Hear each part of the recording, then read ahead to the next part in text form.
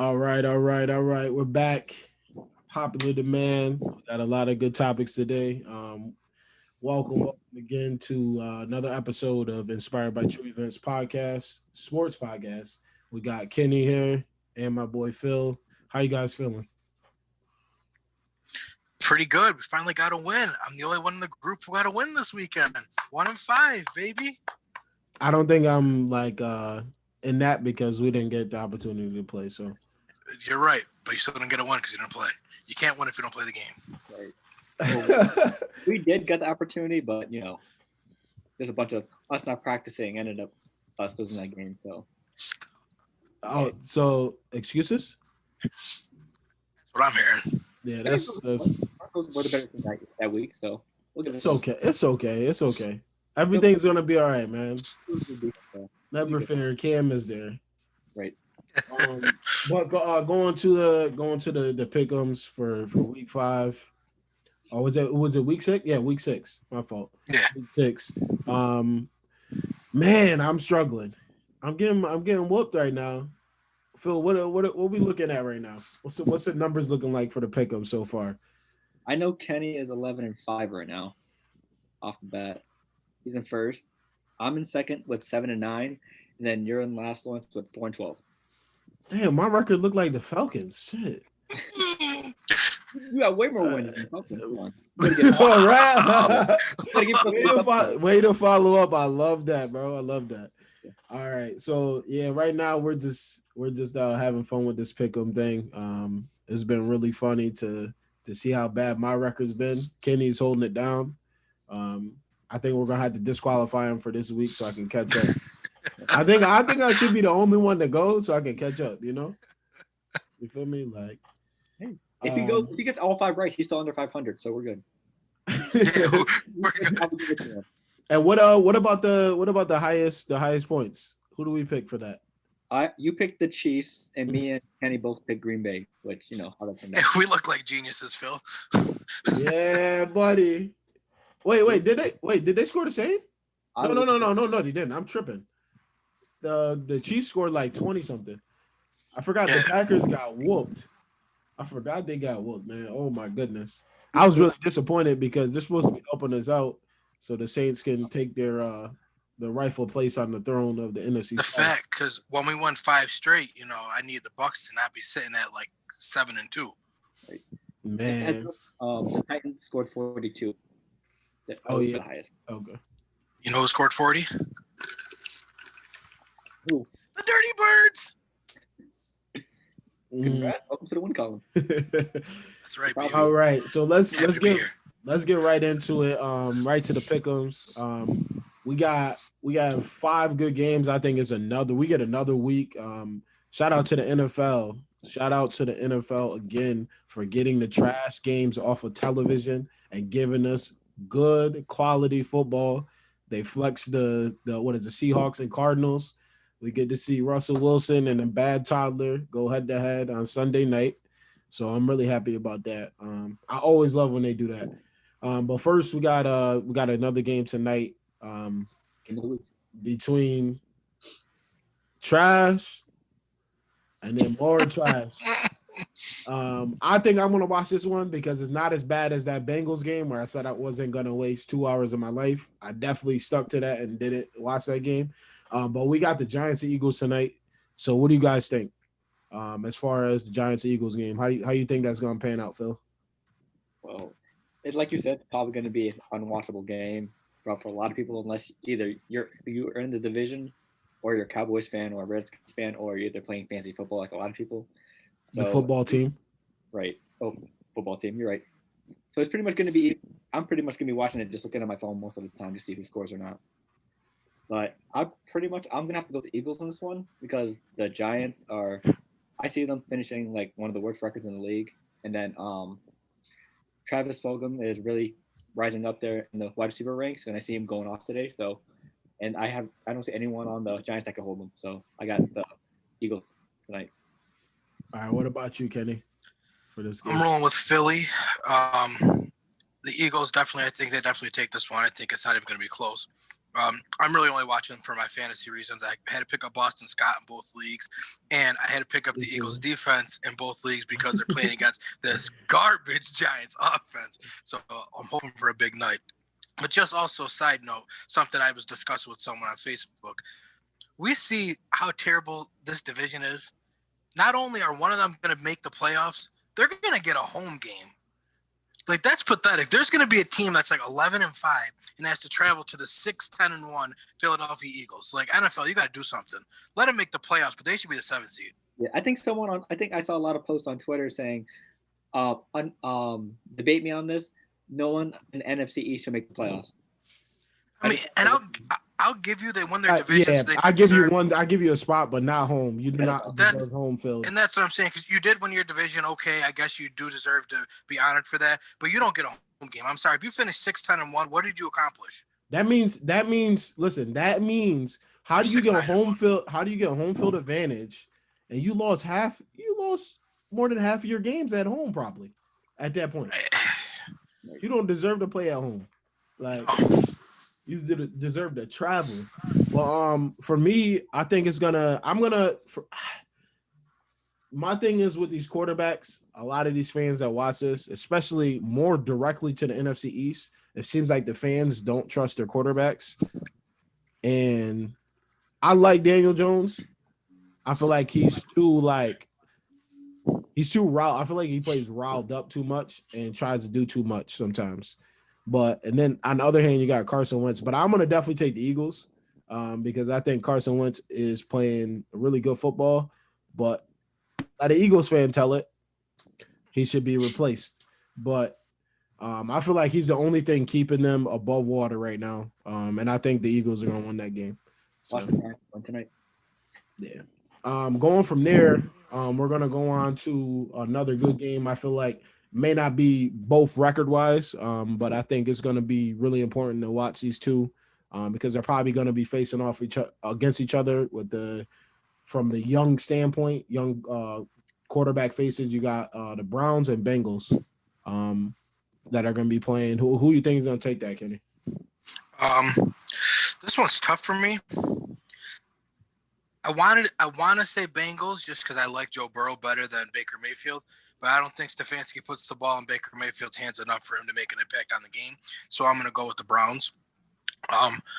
You said this is going to be a preview we're going to see for years down the road. I don't think Baker Mayfield lasts in Cleveland that much longer. I don't think they like him there. And I think that when Nick Chubb is healthy, they're going to rely on the run game even more. But this week, I think that they're going to win just by feeding Kareem Hunt. Okay. And always, I tell people this all the time. I feel like this is when you get to the collegiate level, especially when a new guy comes in, he typically wants his own people. Right. Now we can look at. I don't know his was it Stefanski? I don't know his. Yeah. I don't know his history. Yeah, I don't know his history Vikings. Like that. On Vikings offensive coordinator. Yeah, I don't know his history as far as what type of quarterbacks he likes, where he's coached before, and what kind of football players or quarterbacks that come from where he's involved in the mastermind behind the offense and shit. So I think it's going to be really interesting to see if he stays around, but that's something to always look at, especially in the league. A lot of people get shipped off. You can definitely see that with Adam Gase. He did the same thing in Miami, same thing in New York. He gets rid of everybody and then actually does the opposite, doesn't get anybody. and then signs Frank Gore and all this nonsense. But for that game, I think I'm gonna take Joe Burrow and the Bengals. I like how he plays. I think it's probably gonna be a statement game for him because I feel like he thinks he probably because he's the way he talks, he's like, all right, I know I'm better than this guy. Like so, just from hearing him like in interviews and stuff, I think the Bengals are gonna take that. I would like to see him. It may not happen, but that's what I think. Okay. I'm gonna agree with Kenny. I'm going with the Browns too because I just can't trust that Bengals O-line, especially with Myles Garrett on the other end. They're gonna apply enough pressure to Burrow to keep making him run around. I think he's gonna get sacked at least 3 or 4 times. So it's up to Cleveland's defense to step up to win this game. So I got Cleveland. All right. Going from there, the next game that I do have is the Bears and the Rams. I think this is going to be another good game. Obviously, both good records, fighting for their standings in their respective divisions. For this one, me personally, I think the Rams are gonna. I feel like the Rams are gonna run away with this one. I think they're gonna be the better team. The only way that it is a game, I feel like, is if Khalil Mack is just relentless and just wrecks the game single-handedly, which he can do at any given time. So I'm gonna take the Rams with this one. What about you, Kenny? I'll be different. I'll give you a chance to come back, so I'll pick the Bears.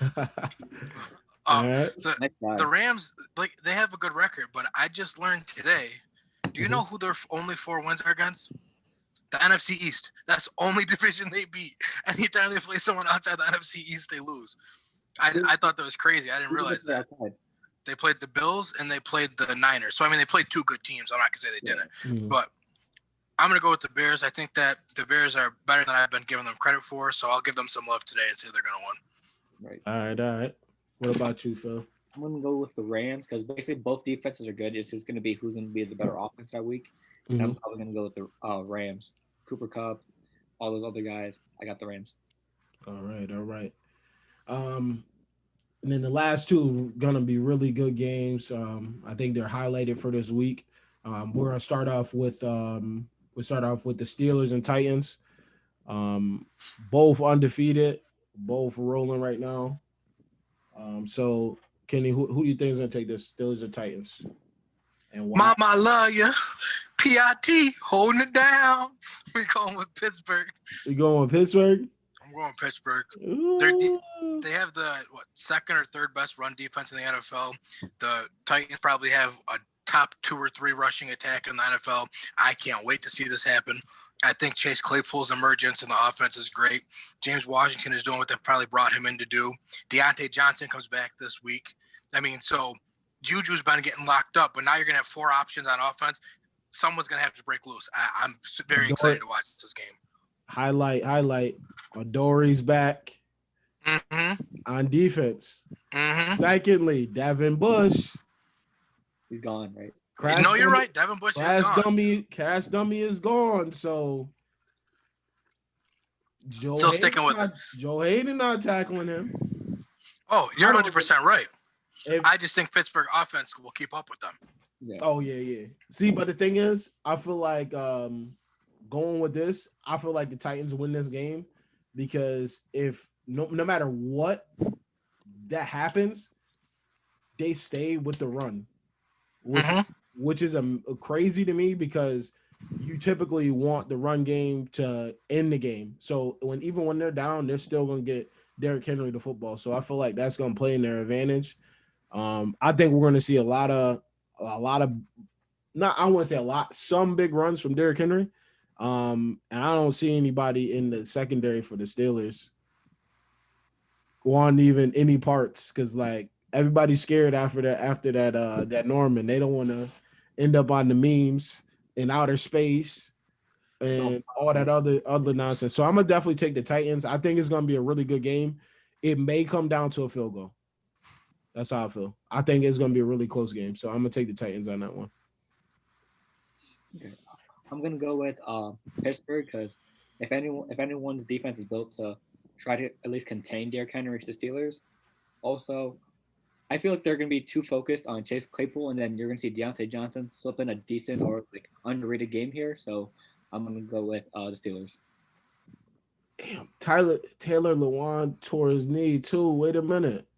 Wait a minute. Hold on. And there's equal injuries on both sides. That's I why I know. don't really think that's gonna make a difference. Yeah, Derrick Henry ain't gonna be stopped. You can have, it don't matter who blocking. His grandmother Dupree about to get after that, man. His grandma could be blocking. He's still gonna tote the rock. And then going to the last one.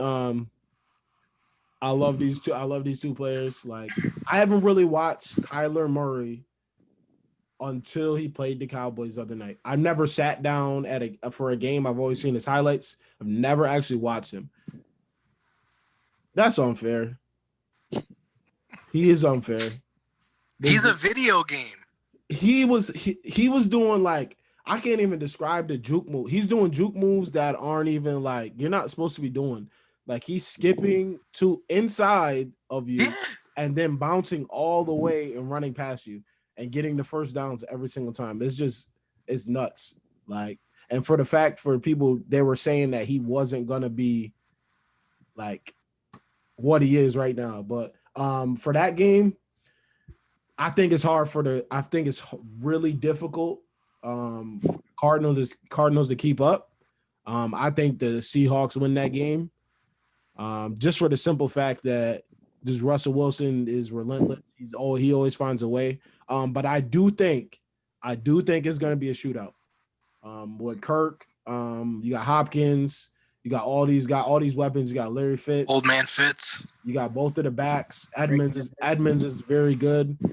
Watch out for Edmonds. He's a very good player. And then obviously Drake has something to prove because his grandma called him out. He said his grandmother called him and said that he's playing trash and then pick it up. So I think it's going to definitely be a good game, but I got Seattle for that one. What about you, Kenny? I'm rolling with Seattle too. Like you said, Kyler Murray, he's just built different. It's crazy to watch this guy. Like he's tiny and he looks like he doesn't belong on a football field, but the stuff he does in the field makes him look like he doesn't belong because he's too good. It's crazy watching him play football, but they're not going to be able to keep up with Seattle. I don't think. Like you said, it's going to turn into a shootout. I think Russell Wilson is going to just go bonkers. DK Metcalf's going to have another big game. They have a good run game. Their defense is iffy, but the Cardinals defense actually might be better, but they lost Chandler Jones for the year too. So they did? Yeah. Oh wow. And I think for the Cardinals too is big if Kyler, if he doesn't turn the ball over, they got a chance. But if he turns it over, that's 2-3. That's 2-3. Get D-Hop involved early too. Yeah. D-Hop wasn't a factor in the game until the fourth quarter. Mm-hmm. I mean, they still won because they played the Cowboys, but that ain't gonna work when you're playing against Seattle. You got to get D-Hop involved early and often. Yeah, definitely. All right, what about you, Phil? Well, on the sake of catching up to Kenny in the picks rankings, I'm probably gonna go with the Cardinals because of that reason alone. Roll dice there. Right. Plus, you have to get them going early. As soon as that, they're gonna have to double them. Then you're gonna switch to Kirk. They're just gonna have to use all their weapons imaginable just to try to keep catch up with Seattle. I'm guessing they win by maybe like a field goal or like less than 10 points. So it's gonna be a very close game at the end. But I have Arizona with the upset. Okay, all right. Gotta catch the Kenny somehow. You gotta take your chances, man. You know. Going from there, you guys obviously we picked the highest score, whoever scores the most. It's just another fun addition to this Pick'ems week. Who do you think scores the most points this week? As far as out of the entire league. I'll probably go with Arizona because they're gonna have to do everything they can to catch up with Seattle. So I'm going with them. That's out of everybody in the league? Yeah, it's possible. Okay. All right. What you got, Kenny? I'm going with the Green Bay Packers. They let me down last week. They didn't show up at all, but I think that's why this week they're going to score a lot of points. They're playing Houston. You know how Aaron Rodgers is after people talk about him. So I'm going to go with Aaron Rodgers and the Green Bay Packers. Who that? Awful bye week. A whole bunch of nonsense is going in the camp. It's going on. Saints roll against the Lions. They always do. The last 3 games has probably been 40+ points. You're playing against the Panthers. It's not the Lions? We got the Lions this week. Oh shit. What that must be the following week then. Because we play that division. Yeah. So all right, I had it mixed up.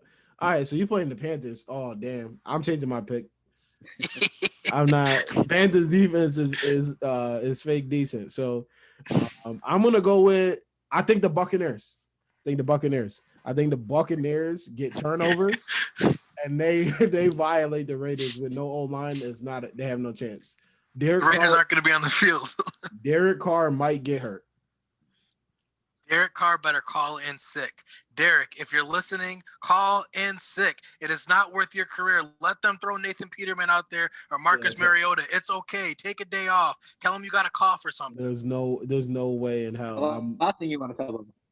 No, that's why you tell them you got a cough, because then you can't play. Tell them you got a cough. Then he's gonna get testing right after that game. That's fine. All right, and then another thing is, lastly on for the pick'ems, out of all the games, besides the ones we picked, or you can include them if you want. What game have you been circling on your schedule for this week? It could be obviously your favorite team if you want. For me personally, it's gonna be the Saints Panthers, because I didn't know they were playing this week, just because they had a bye week last week. So I'm definitely, that game is huge because it's a division game. We take another. Well, we're gonna chalk it up to 2-0 in the division, so I definitely think the Saints need that. So that's why that's gonna be my favorite. And I'm a little deprived because we didn't play last week. I hate bye weeks. Is Slant Boy playing this week? Or he's still hurt? Oh, I heard he got no injury. Oh, he got a new injury. He got a new injury. But we're gonna talk about that. Pick your favorite game of the week, man. I'm not gonna pick my boys because I always love watching them, so that's a given. So but my next game would probably be the Niners and Patriots, actually, because a lot of fantasy implications for me, and I just love Kyle Shanahan and what he does. He makes Jimmy G look way better than he is. And I have Jimmy G and George Kittle and Cam Newton in fantasy, and James White. So shout out to them. It's gonna be very interesting. Every drive, I'm gonna be looking for touchdowns. You're gonna be real disappointed. Not with George Kittle though. Oh yeah, Kittle the man. Kittle the man. What about you, Phil? Who you got as your favorite game or highlighted game this week? I'm probably gonna go with Packers versus Texans because it's gonna be Aaron Rodgers versus Sean Watson. That's gonna be another shootout. So look for high power offenses just going back and forth. So that's that boy. I'll check. Listen, I had him in fantasy. He had me heated. I checked that. I was playing flag football, so he's a bum this year. I turned my phone back. 26 points. I said, let's go. He's really a true microwave player. Like he makes something out of nothing. But I have Deshaun Watson, so I have a special eye on that game. Going from there, how you guys fantasy teams doing, man? Like, what's it looking like?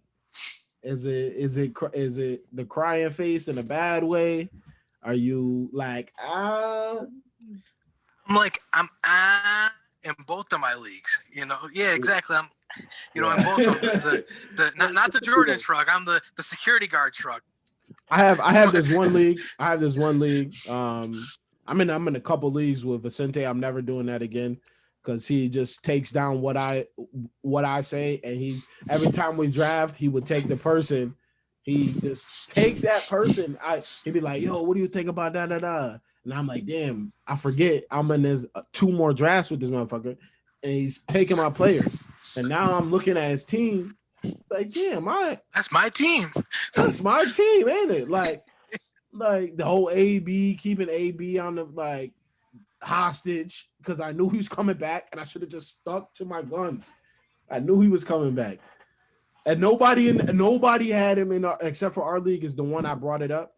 And Vicente took it. In one league, I picked him up in the 6th, 7th round. I just did it because it was too early. Random pick, or it was super late. It was second. Okay. It was 3rd to last pick or something like that. Okay. And I took him, and then they oh, wait a minute, hold on. They're like, hold on, I'm about to start doing this every other league, and he's gone. I'm like, bro, y'all just have your own strategy. I go off a base of what happened last year. Kenny Galladay killed me last year. I'm gonna go get him. He's on my team. He's so injury prone, bro. I'm tired of him. I'm so tired of Kenny Galladay. Kenny Galladay. You know who I'm tired of? If you listening, stay healthy. Oh, segue. Stay healthy, man. What were you about to say? You know who I'm tired of? No, Melvin Gordon. Let me tell you about my fantasy history of Melvin Gordon. Listen, y'all know how it goes when I say let me tell you. So his rookie year, I drafted Melvin Gordon to be my number 2 running back. You know what happened his rookie year? Danny Wood had beat him out for the job. So I'm like, I'm never getting Melvin Gordon again. This is pathetic. Second year, Melvin Gordon's a stud. He was an ops coming out of college too. He was. So I'm like, oh, that's a great pickup. Nope, Danny Wood ends up getting the start. So I didn't take him a second year. He's a stud. So then I'm like, you know what? Last year I needed a running back. He was having that whole holdout thing. I'm like, you know what? I'm going to pick up Melvin Gordon this year. So I draft Melvin Gordon. He comes back. Austin Eckler pretty much is the starter there. So like, you know, I'm never taking Melvin Gordon again. Never take Melvin Gordon again. So I have Nick Chubb. Nick Chubb gets hurt. My receivers are Julio, DK, and Juju. So I'm like, all right, I'm willing to part with Juju. So a guy from my league goes, okay, you can have either David Johnson or Melvin Gordon. And I was like, David Johnson. Bill O'Brien was still the coach at the time. I was like, you know what? I told myself I'd never do it, but I'm going to take Melvin Gordon. Ooh. So I take Melvin Gordon. You know what happens the next day? The Broncos and Patriots game gets canceled because of COVID. I'm like, nothing you can do about that. It's okay. The next week rolls around. He gets arrested for a DUI, and then he gets told he has strep throat and can't play, and now he's questionable. So Melvin Gordon, if you're watching this, I promise you, you will never be on a Kenny Lacy fantasy team ever again. Until next year. Until next year when I need it. Until next year. So he's gonna be drafting his receivers. He got his running backs, and he's gonna be sitting there for that flex position, like nice draft. Because you go to like especially when you're in the draft, though, you like I had 35 players in my auto draft board. Every league, the same 35. I drafted almost identical in every league until like there was people asking for like advice, and then they come and join the league that I'm in and then start taking my fucking players. But my fantasy team is good right now. I think like I think all of them. I went back to back. I think I had 2 wins. I think I had 2 wins in your league, and it put me back. No, I think I went 1-1 in your league last 2 weeks. But that was huge for me because I was about to be out of there. And but my fantasy teams is good right now. I'm like 4-2, I think 4-2, 3-3 in a couple. And then there's one league where I'm like 2-4. But 3-3 is what I was praying for at 6-7 or 6 or 7 weeks. So like I was like, I'm cool with being 500 right now because that means that I can turn it around. So what about you, Phil? I'm pretty much also. I'm like middle of the pack and everything. Like, plus my team was basically trade central this week with Yahoo and ESPN. So basically, I had to try to make some moves in order to get my team higher. So I made some trades, got some stuff done. So we're looking to see how we perform the next week. But I'm happy with both my teams look now. So middle, I'm not angry with middle of the pack, even though I'm commissioner in one of my leagues, but we'll see where it goes the rest of the year. All right. Fantasy's been real interesting this year, man. You really got to know how to manage the lineups. Everybody thinks their team is fucking amazing. You just got to take it 1 week at a time. Everybody thinks that people that send the most outlandish trades, though. I have some guy in this one league. He sends me trades every hour through the day, and it's like, bro, I'm not giving up Christian. He's on IR. I don't care, and I'm not giving up Ridley. You're not about to get both of them for David Montgomery, and like I think Scary Terry. Like, no, it's not worth it. Bad trade. Yo, and listen, I'm not taking your backup tight end for a starting running back when I have George Kittle and Jonnu Smith. I don't need a third tight end. Who's for that? A starting running back. That's not personal. No, it's another league. What do I look like taking a tight end for a starting running back when I have George Kittle and Jonnu Smith? What's the tight end? Hunter Henry? Yeah, it was. It was. Bro, people love sending him. No, I don't want him. And actually, he's a good pickup if you're on the edge with a tight end, because Huber actually throws to him. Tyrod was not gonna throw to that man. But going from there, man. Latest news is we got a heartbroken 17-year vet in the NFL. Fitzmagic has been demoted, man. We was watching it. We was watching the roll. Actually, y'all picked Fitzmagic that one night, I think. I picked Fitzmagic that night. He did. All right. So, what do you guys think about that? As Tua gets blessed the job and he has done nothing yet, or the show he hasn't shown. We don't know what he's gonna do. So, how y'all feel about the way Fitzmagic has been playing, and then him just to get upended like that, to just pass the job?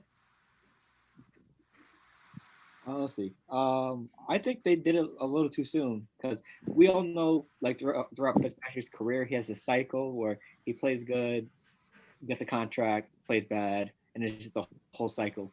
He was like Mhm. stuck in that area where he's like in the middle of playing good before he goes bad. So I'm thinking they. I mean, we all know that Tua is going to be the future of Miami and everything, but I mean, the Dolphins are in the playoff race right now, so I'm thinking they should have gave Fitzpatrick maybe a couple more weeks to see if he digressed.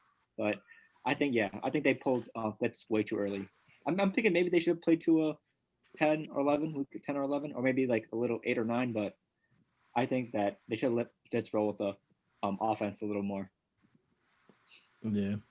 What about you, Kenny?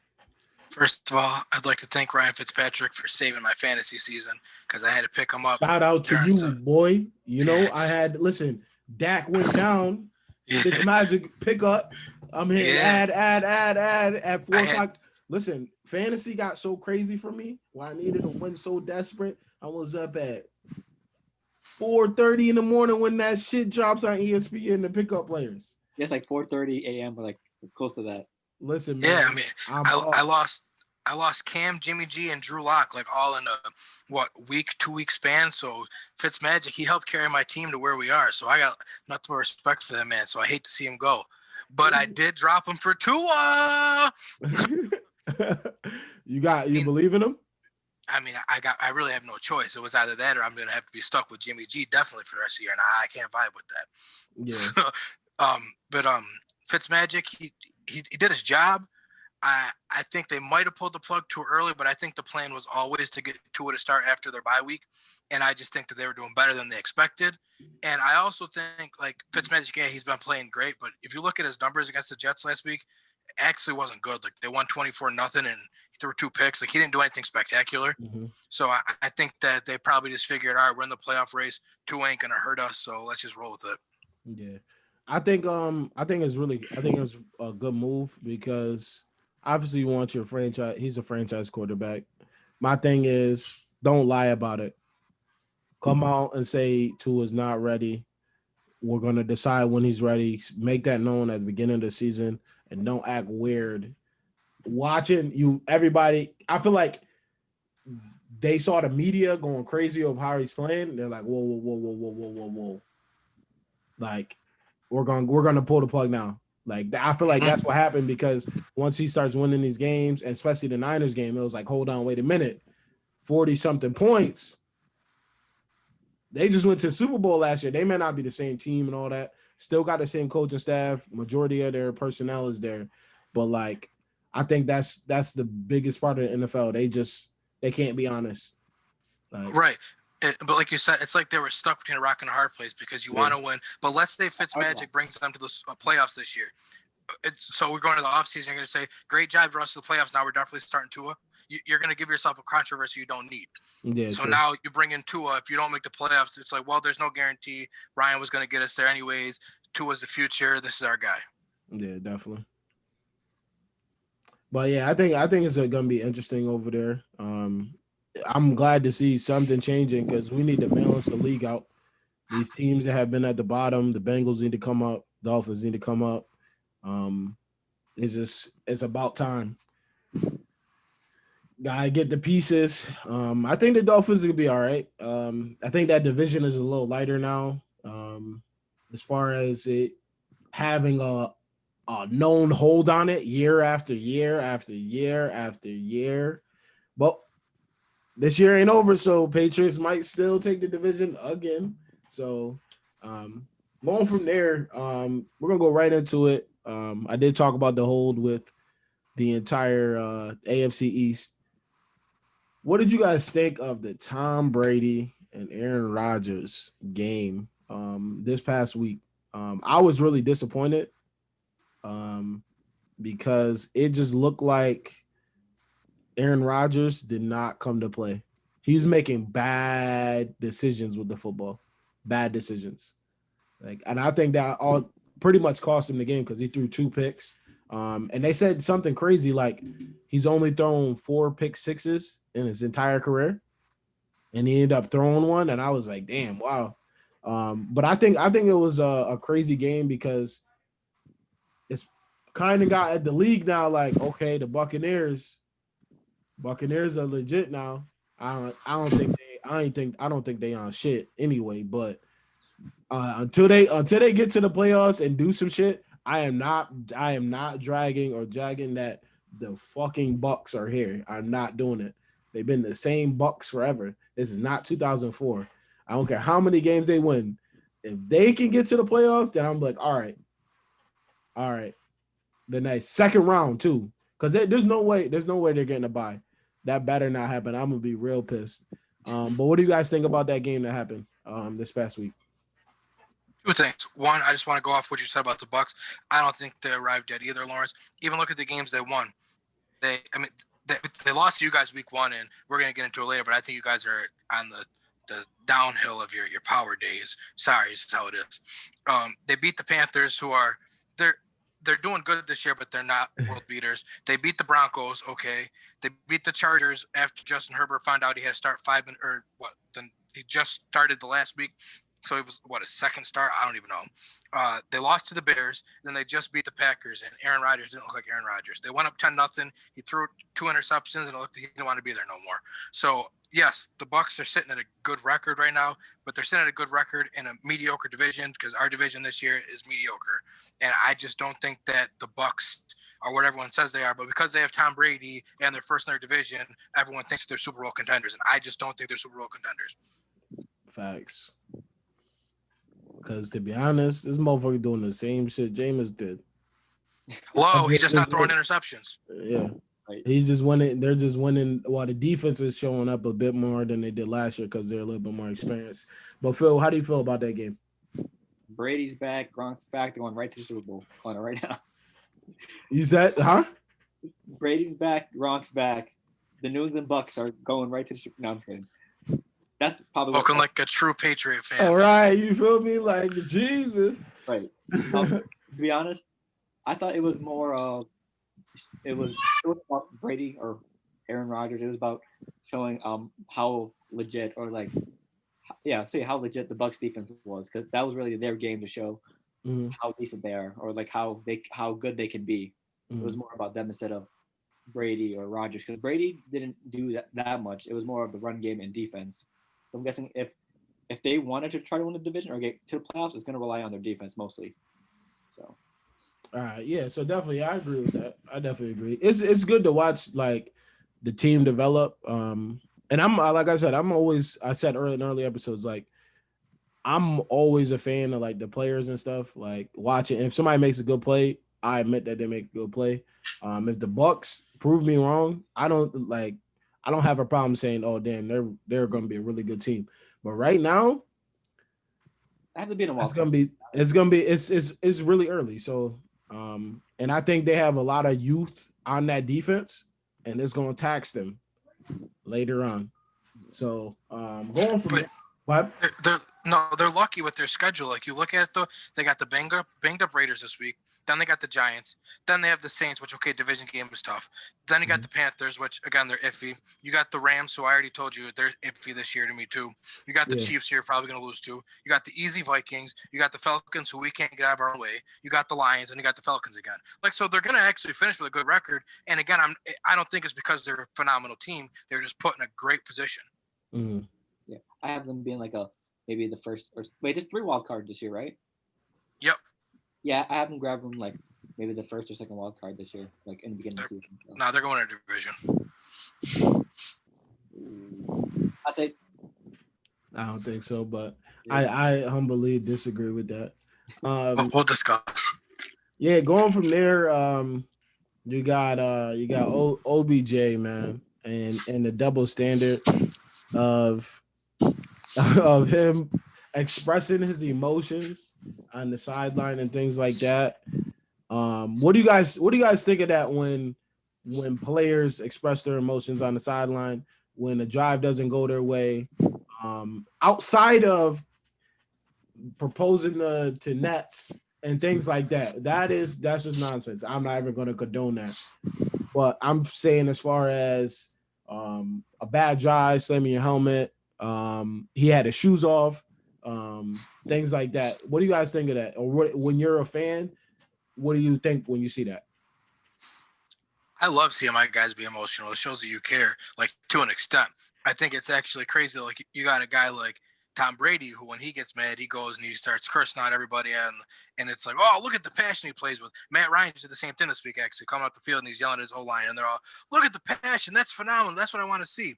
Like you said, you get a guy like OBJ does it, and they go, oh, here we go. He's starting his stuff up again, which I think is because he does the nonsense stuff to, like you said, like propose into the thing. So, yes, it is a double standard, but in a way, it's almost like you gave them the right to say that because you've done the stupid stuff. If you were just passionate about the way you play the game, I don't think people are going to blink at it. Like if Julio did something like that, people are going to be like, oh, wow, Julio's showing emotion today. Mm-hmm. Definitely. I definitely agree. And I was watching, I usually watch the whole Undisputed shit because I just love Shannon Sharp. He's hilarious. And Skip said something interesting. He said, there's never really been any wide receivers that have been leaders on football teams besides Michael Irvin. And I said, what? I'm thinking like, what about Julio? I'm pretty sure people follow him. If he was like, let's go in this dark cave, I got y'all, the motherfuckers on the Falcons is gonna follow Julio. Like, right. I think what he meant and what he said are two different things. Well, I don't know if what he meant, but this is what I would mean when I said it is you can win a Super Bowl without a superstar receiver. Like no superstar receiver has led their team to a Super Bowl. Oh, but like to say they're not a leader is wrong. Because like you said, Julio Jones is a leader on the Falcons team. But you put Julio Jones on the Giants, he ain't gonna lead them to a Super Bowl. You know what I'm saying? So in a sense, I get that, but yeah. Like, so I interpreted it wrong then. Because I don't know. I didn't hear how he said it. I think he said leader. That's what because I was like, what? I was like, that's just not. But like lead, but as far as like lead and be dominant, as far as like, because it is a dependent position. Obviously, like, you need the quarterback, but at the same time, you can't go there with nobody. Right. That's just not going to fly. No matter who you are, Tom Brady, it don't matter. You're gonna need somebody to throw that fucking football to. Listen, it's gonna be. They may not have no receivers, but he got Gronk though. He got Gronk and 4 running backs that can catch. Right. He may not have any receivers, but he got people he could throw to. Like, well, what do you think about it, Phil? As far as the double standard and like OBJ, when basically what he was saying. Basically, even what Kenny said. Like, some people get villainized by the social media, deservedly so, but there's going to be those other guys that get villainized just because of what they see from certain things. So it's kind of unfair to some players, but like in OBJ's case, rightfully so.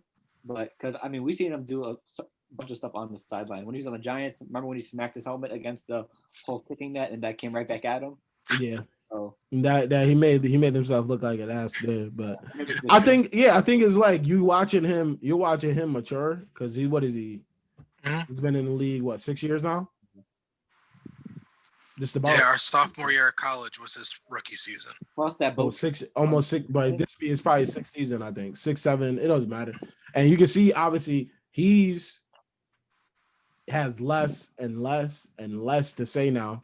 Because I'm guessing he either got his mind right, he got smart, or he got a great PR team.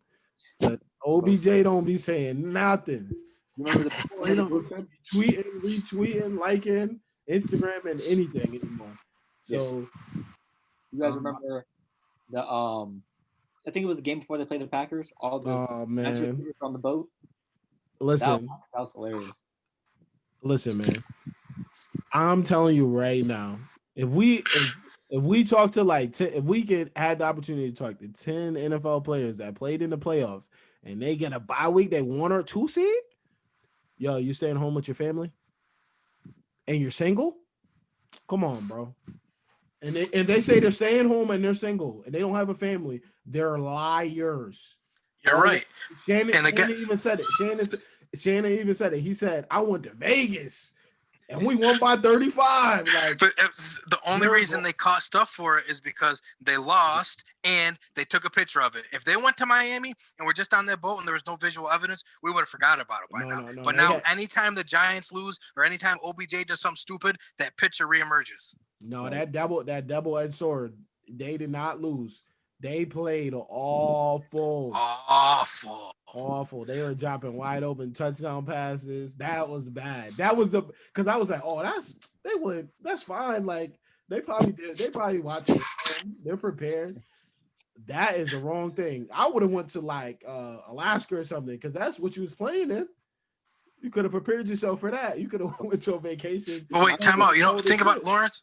They didn't have a bye week because they were on the road playing against the Packers. Yeah. That's why they call it heat too. It wasn't a bye week. No, not bye week. Off day. Okay, yeah, I was going to say, yeah, because the Cowboys won a division that week. It was an off day. Yeah, right before they played Green Bay. Yeah. But the thing is, it's not like because if it was like some night before, I'm like, all right, y'all are tripping now. Like that's just crazy because you probably got off a flight 4 hours ago. Right. Not prepared. Did not prepare your body. Nothing. But yeah, I think it's. I don't think it's that big of a deal. But you obviously got to perform. Going from there, performing and keeping your body right. Michael Thomas and the Saints. I try to keep the Saints off of this podcast because I don't want to be biased. Well, but let's give Lawrence his hour. They're playing like a hot garbage right now, boy. They got me hot.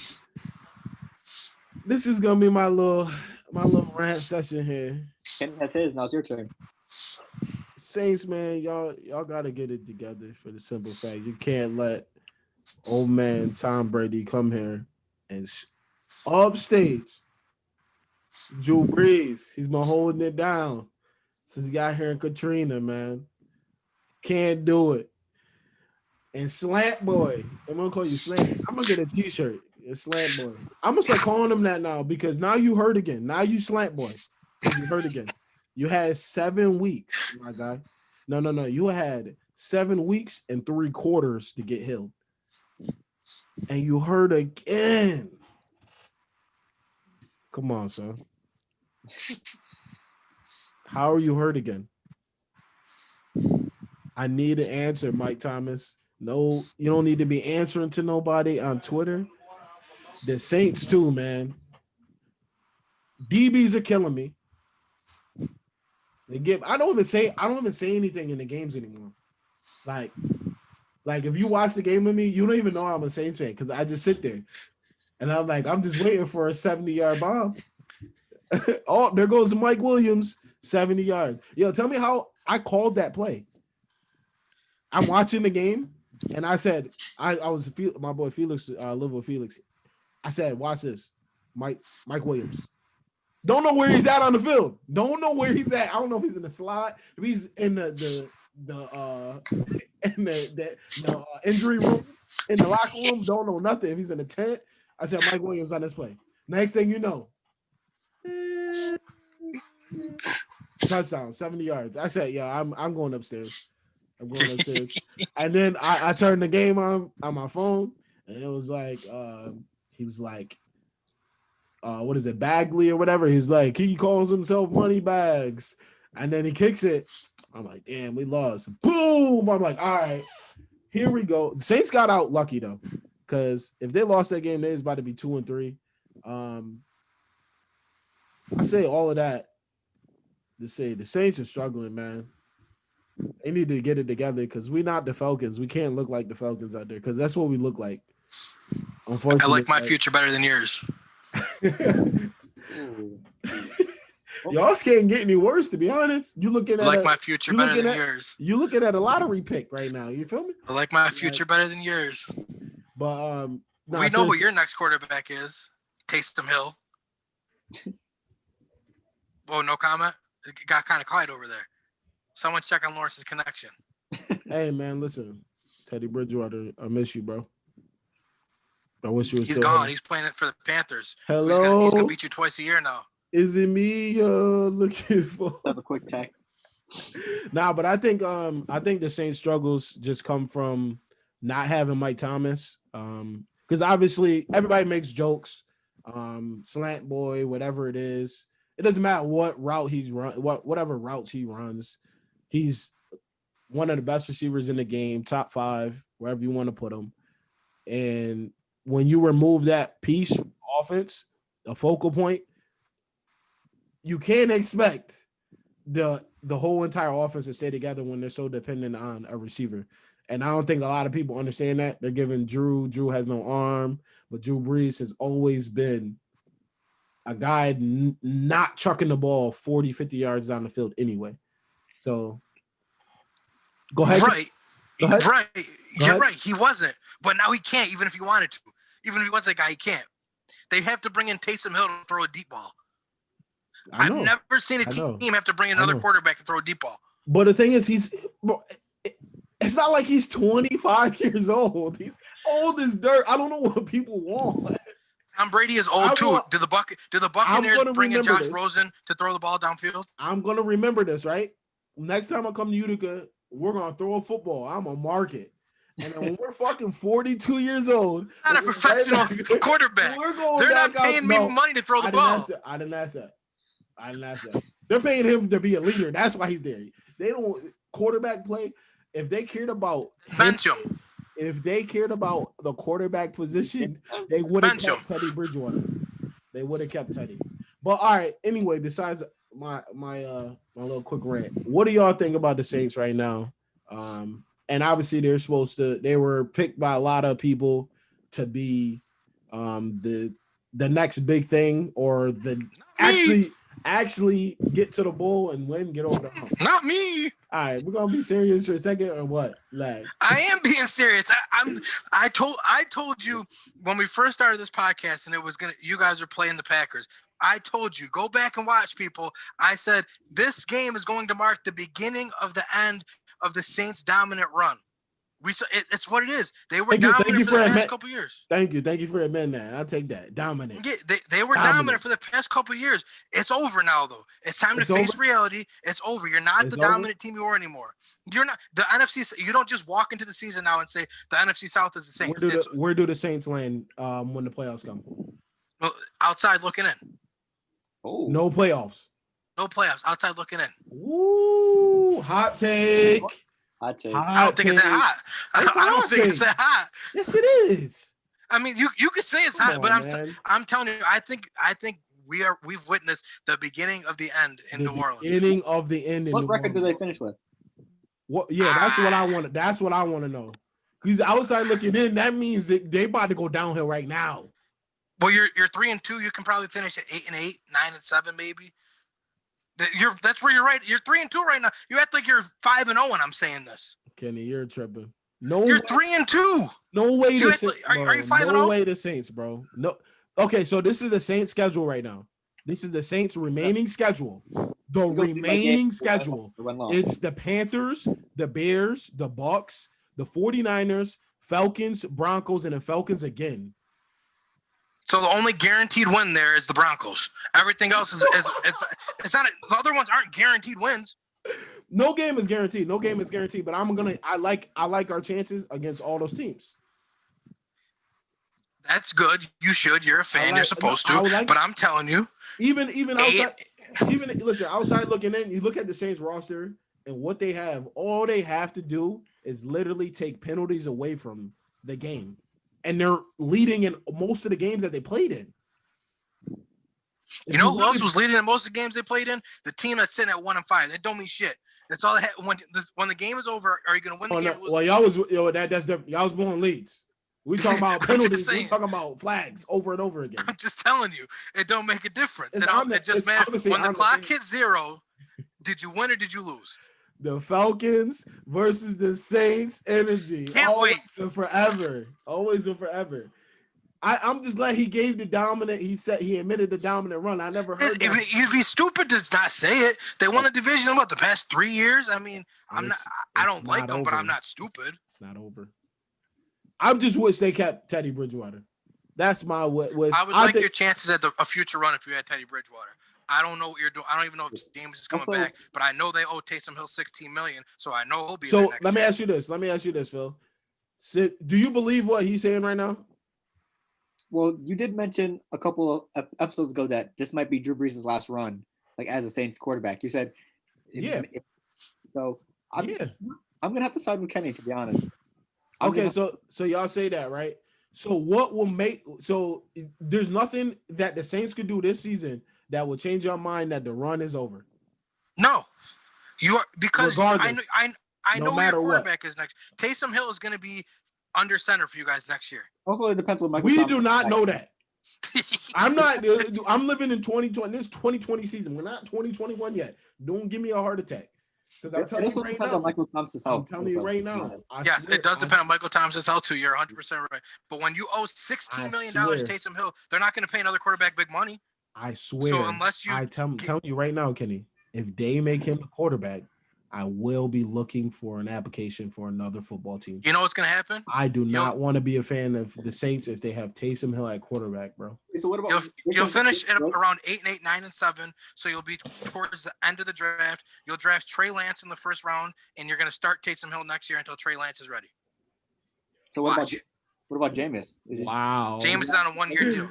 You're not going to pay two quarterbacks, and he took a league minimum. You think James taking a league minimum deal again to sit behind Taysom Hill? Okay, I'll take it to sit behind Drew Brees. I'm not taking league minimum to sit behind Taysom Hill. Yeah, I thought he was on a multiple year. I didn't know he's on 1 year. Gotcha.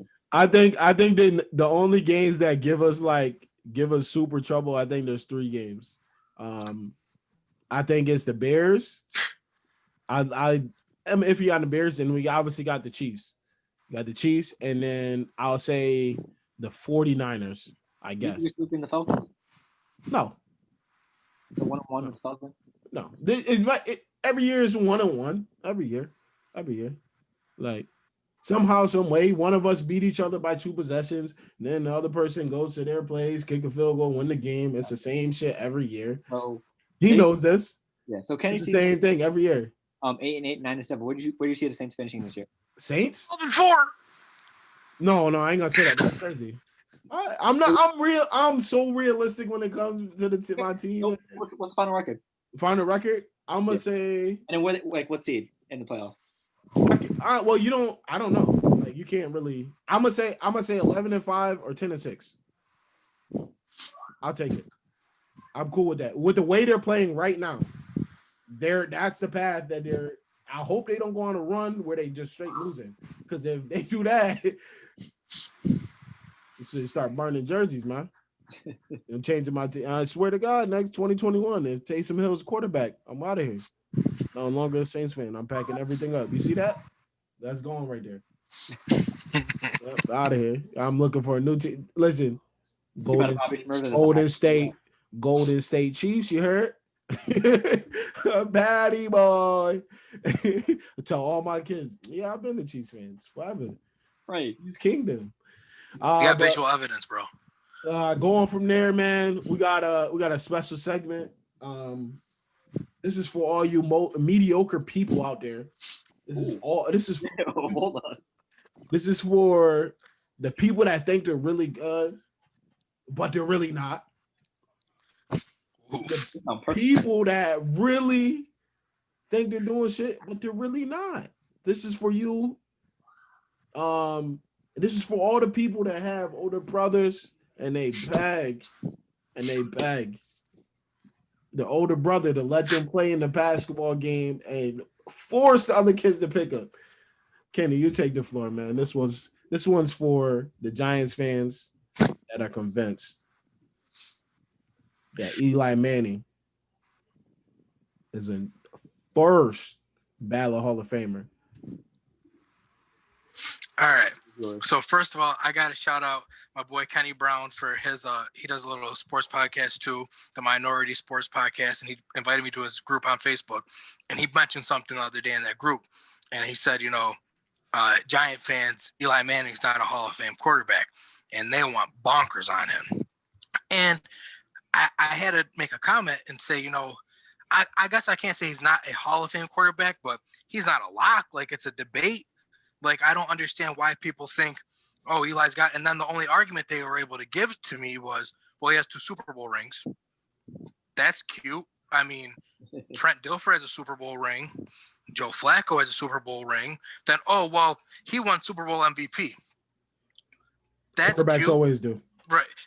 And I mean, Malcolm Smith won Super Bowl MVP with the Seattle Seahawks that year. Is he going to the Hall of Fame too? I mean, I can't understand. And I look up the numbers for the game, and in the one game where he actually threw, like, his best game was 296 yards, but only one touchdown. Then the other game he threw for less than 250, and it was 2 touchdowns and 1 pick. So, and then they all want to brag about, what about the throws at the end of the game? Oh, David Tyree gum on the helmet wasn't really a good throw. Phenomenal catch, great play. I'm not saying it wasn't a great play, but it wasn't like it wasn't a good throw. Like, it was a good play, yes. But like, I would never say that. Oh, that was a great pass. And then you want to talk about the second Super Bowl with the one to Mario Manningham, where Mario Manningham hit a tightrope the sideline. Again, great play. Not going to tell you it's a great throw. So for you to say, like, Eli Manning led them to those Super Bowls is ridiculous, because we all know it was the defenses too. Like, they had Michael Strahan, Osi Umenyiora, Justin Tuck, Jason Pierre-Paul. Like, I'm talking both seasons at this point. But I mean, come on, like, to say that Eli Manning is a lock because he has two Super Bowls, it's ridiculous. And then they want to say, oh, well, he's top 10 in pass yards, he's top 10 in touchdowns, he never missed games. Okay, that's cute. The best ability is availability. I'll give you that. But he was mediocre. And he's top 10 in pass yards or in passing yards. Well, Matt Ryan's about to pass him. Aaron Rodgers is about to pass him. So he's going to drop down to number 10 and then give it a couple years and someone else is going to pass him. Same thing with passing touchdowns. Matt Ryan's going to catch him. Aaron Rodgers is going to catch him. And then someone else is not too far behind him. So that top 10 thing, I can't vibe with it. It's not like it's been there forever.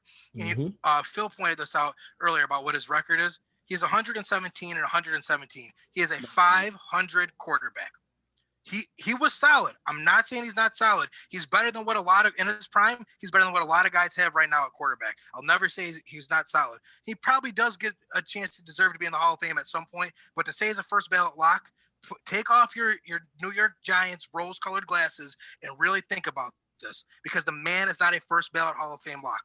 As Lauren said, he is the guy that the big brother brings to the park, and you're like, damn, I picked Peyton, gotta pick Eli now because that's my boy's brother. I can't let him not pick him.